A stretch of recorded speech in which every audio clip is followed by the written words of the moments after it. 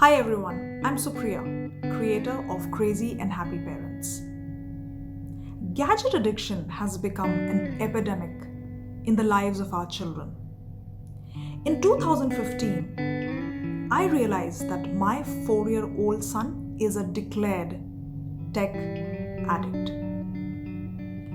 He was irritable all the time and behaved like a complete zombie before and after his cartoons.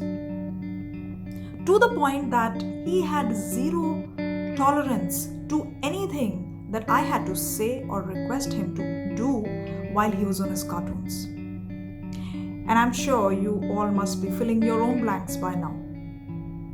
It was in one of those moments that I made a conscious choice to end this madness right there. Today, I'm going to be sharing the first 3 steps I took and began my first phase of gadget detoxification for my son. Step 1. I took complete ownership of introducing gadgets. I was telling this story to myself. I am so helpless. Every single one around me is doing the same. If I also do not follow people around me, my son will miss something out in the future. Supriya, you cannot be such a controlling and a helicopter mother all the time. You know what control leads to? I created my new story. I began telling myself that as a soul, my son has put in a lot of trust to come to me, and he deserves a better childhood with richer experiences. By allowing him to be with himself, I am giving him a life skill to seek peace and fulfillment within, not seeking approvals outside. And yes, as a parent, it is my responsibility to control certain factors which he is not able to understand at this tender age. Step 2. I was mentally prepared to see the worst come through my son. I was handing gadgets and cartoons to my son around his eating time, or if he had to get dressed and go out somewhere. Sometimes when he would throw a fit of anger or some tantrum, I would hand him a mobile. Or after a very long and tiring day at work, I would convince myself and send him and go and watch an educational and interactive cartoon for some time. And so when I decided to end all of these in his life, I prepared myself to see him crying and screaming till my ears start shrieking, my heart starts pounding, and my mouth is absolutely dry. I was also ready to listen from people around me that I was crazy, I was controlling, I was dominating.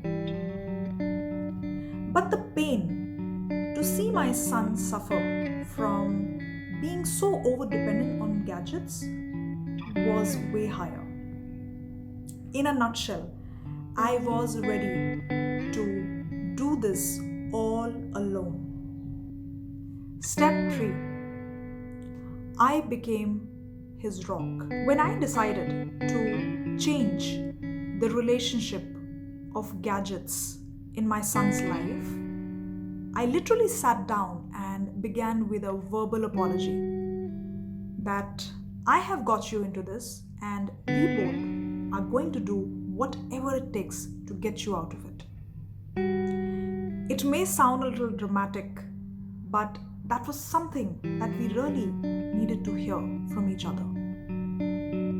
The kind of support we started having with each other, it felt like we were in this together. I wanted him to have this feeling. So now, when I came back from work, and if I was tired, I would just lie flat on the bed and say it honestly to him and my daughter that I am dead tired. can you just go and get some cream and put on me? I verbally told the help at home that in my absence, do not put any cartoons, do not give him any gadgets, and let him play and mess around in the house, and I am fine with the mess that is created in my house. So these were the tiny little steps I started taking and becoming my son's rock. So that's it from me for today, and I'm going to be sharing more videos on gadget addiction and my journey on this for the past 3 years. Because it's no longer about our homes, it is our educational system, the social gatherings we go around. It's something like a silent killer that is seeping into the lives of our children. And I am all in to create an experience in our children's life that is innocent and beautiful.